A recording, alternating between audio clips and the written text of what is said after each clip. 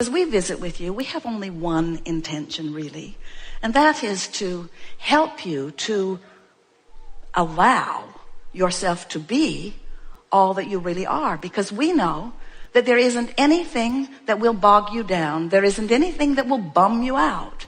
There isn't anything that will break your heart. There isn't anything that will disappoint you. There isn't anything that will hurt you in any other way. There is nothing. There is no assertion of anything unwanted. The only thing that ever could cause pain to you is you not allowing you to be you. That's all. That's all it is. So when you get that and you recognize that moment by moment you're having emotional guidance that lets you know, hey, I'm me. You know how I know I'm me? I'm frisky. I feel fabulous. I'm clear-minded. I'm flexible. I feel good about life. I want to romp. I want to skip. I want to sing. And so everything that we talk about is about you being consciously aware of this possible gap and then deliberately doing something about closing it by reaching for the thoughts that feel better, by reaching for the thoughts that allow you to be all that life has caused you to become. So you're focused upon something just because you want to feel good, and you're in the vortex. But when you're in the vortex, because you remember not being in there, you sure like it when others are in there, because you want them to feel good like you've discovered. And then you notice someone not in. But because they're not in, they can't hear you. And when you talk vortexy, they think you're nuts. And when you talk optimistically, when they stand in the face of what they're facing, and even when they're looking at manifestations that they don't quite see for you, then they call you delusional. So then, because your desire to help them is so strong, you exit the vortex to help them. And now you got nothing to give them. Well, you see, we're asking something pretty significant of all of you. We're asking you to ignore the reality that's had nearly your undivided attention and to hang your star on your emotions just for a little while, because we know when you do it, your reality will flip. That's what faith is. Faith is finding the vibration without the evidence that backs it up. And most people are looking for the evidence out here in reality. We say we love working with terminally ill people because they finally are the only ones that will do the real work. Because as long as there's one more thing you can do, one more thing you can wrestle to the ground, most of you will do it. It isn't until something gets your attention and you accept that it's the vortex work, it's the alignment with who you are, that you begin to feel your full power, you see. So what happens as you're interacting with other people, it's very common that your desires are similar. In fact, you co-create with your mate. You've co-created such magnificent things in your vortex. You're tied together in a very, very powerful way. But when either of you is not in vibrational proximity to the vortex, it doesn't matter where the other one is, because if you're not there, you can't feel it. And so what we're really saying to you is, and it's hard to hear, but we really want you to hear it, you have to be willing to ignore what everybody else is doing and make your relationship with your vortex the most important relationship that you have. Here's what we would do if we were standing in your physical shoes. We would end every day by putting ourselves in bed, say goodnight to everyone with the idea that you're not going to talk any further. And as you're drifting off to sleep, we would go as general as we can into a place of appreciation. Appreciate your pillow. Appreciate the air conditioning in the house. Appreciate the roof over your head. Appreciate just the simplest things that don't challenge you in any way. Just appreciate. And if you can drift off to sleep in appreciation, if you go to sleep in the vortex, you'll wake up in the vortex. It's just the way that it is, because your vibration is where you last left it. So when you waken in the morning, let your first thoughts be, oh, I like that feeling of appreciation. And then if you can do a little bit of basking just to keep it going. In other words, it's so much easier to start with the vortex and let the vortex affect reality than it is to face reality and then try to drag reality into the vortex. Because law of attraction is amplifying wherever you're at. So if you have a relationship with someone who's really verbal, and so are you, and the conversation is going on around you a lot about what is, you make it hard for you to catch a moment where the vortex can take you in. Now, feel this picture. So you've put all of this into your vortex, and this larger part of you stands as the summoner of you. You're being called home to the fullness of who you are constantly. And the reason that you feel every emotion that you feel is because when you're being called home and you're non-resistant, you go, which is the elation. When you are being called home to who you are and you're non-resistance, it feels like passion, it feels like appreciation, it feels like love, it feels like the heavens are opening, as you said. But if you've been talking it up about things that aren't working, and you've been opening the door and you've been noticing that what you're looking for isn't there, and the vortex is calling you, it feels like tension when you don't go. So the more you can relax and let the vortex take you, then not only the better you feel, and then you can begin counting your blessings, so to speak, making lists of positive aspects, but the more manifestations will show up that you can then begin reiterating.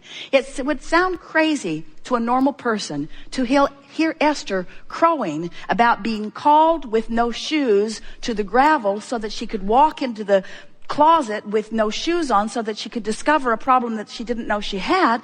But to Esther, that was manifestation that indicates that the universe is looking out for me and that I'm in the vicinity, that I'm being called and letting it happen through the path of least resistance. That's what that feeling of worthiness is. The feeling of worthiness is the knowledge that you're good and Source knows it, and you just get this wonderful exposure to life that is building your vortex bigger and better and bigger and better and bigger and better, bigger and better and bigger and better. Jerry and Esther are having such an interesting experience.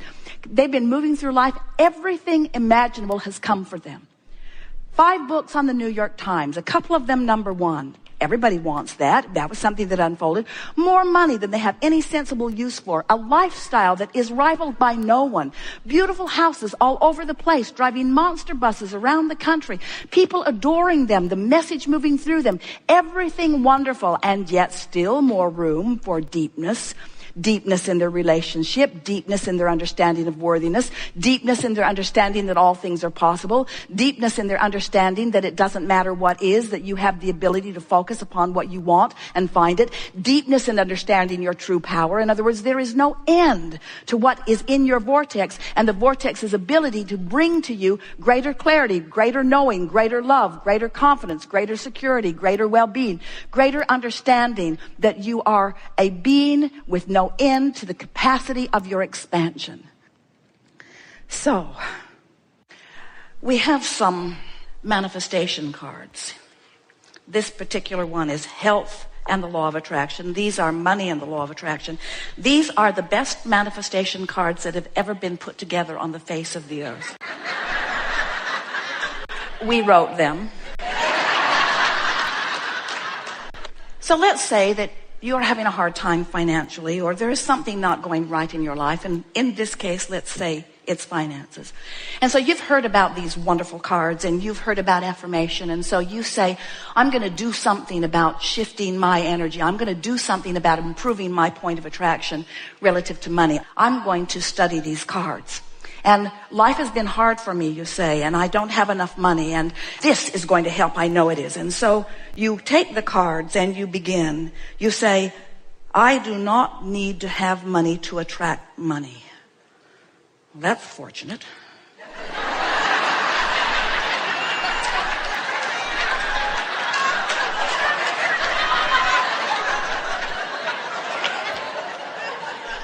I have control over the thoughts I think. Sure, I do. My financial success does not require hard work. I'm going to mail this to my employer.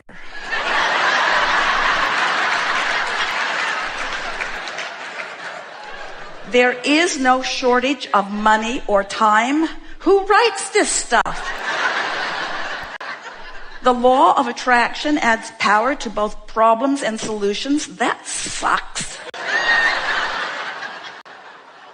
So the point that we're making is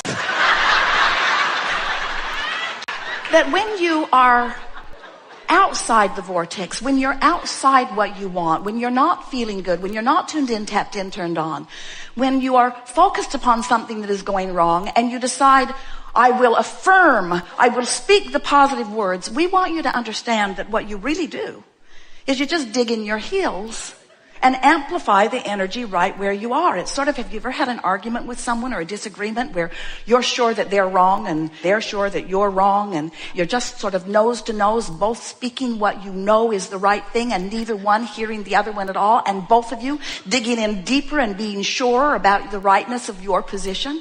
Well, you do that with yourself when you try too hard, when you effort, when you try to motivate yourself from outside the vortex. So what we're saying to you is, this business of creating, it's not about action, it's not about words, it's about vibrational alignment. It's about allowing yourself to become a vibrational match to who you really are. When you affirm from outside the vortex, when you effort, when you struggle, when you try, all that happens is you amplify the vibration of resistance that you've already got going on.